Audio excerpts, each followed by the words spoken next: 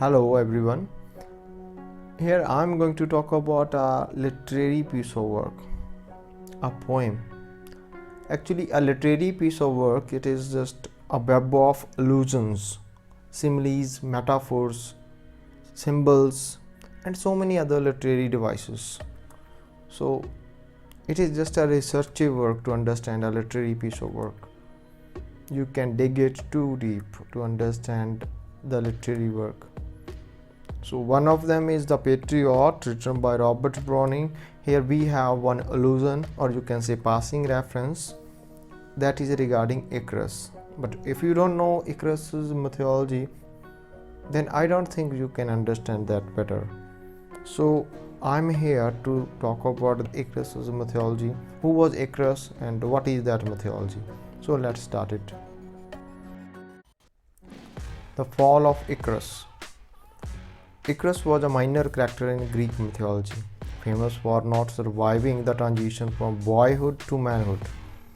He was the son of Daedalus, an accomplished inventor who produced an ingenious labyrinth on the island of Knossos for Minos, the king of Crete.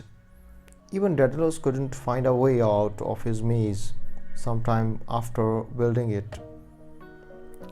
Daedalus fell into disfavor with the king of Crete and was condemned to live the rest of his life inside the labyrinth. Because he was his father's son, Icarus faced the same fate. Icarus and his father were trapped.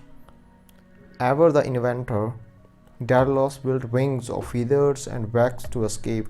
In theory, the wings would allow Daedalus and Icarus to fly above the labyrinth and off the island to freedom.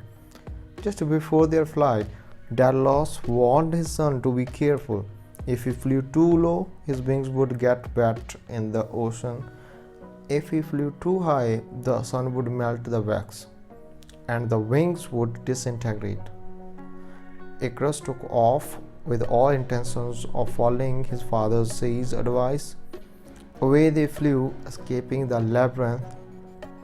Like any adolescent boy, Icarus struggled with parental advice. He found flight awkward at first, but learned quickly and soon flew with the attributes of adolescence.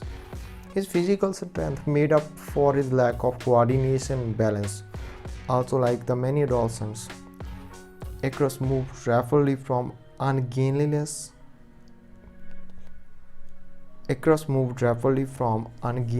to false prowess. Drunk with his newfound power, he soared higher in the sky. Ignoring his father's warning, Daedalus looked around in flight and couldn't find his son. He peered down at the ocean and saw a small cluster of feathers floating on the water. Icarus had soared towards the sun. His wax melted and he fell to his death. Actually, the myth of Icarus is especially relevant to boys of the baby boom, children born after World War II and up until the Vietnam era.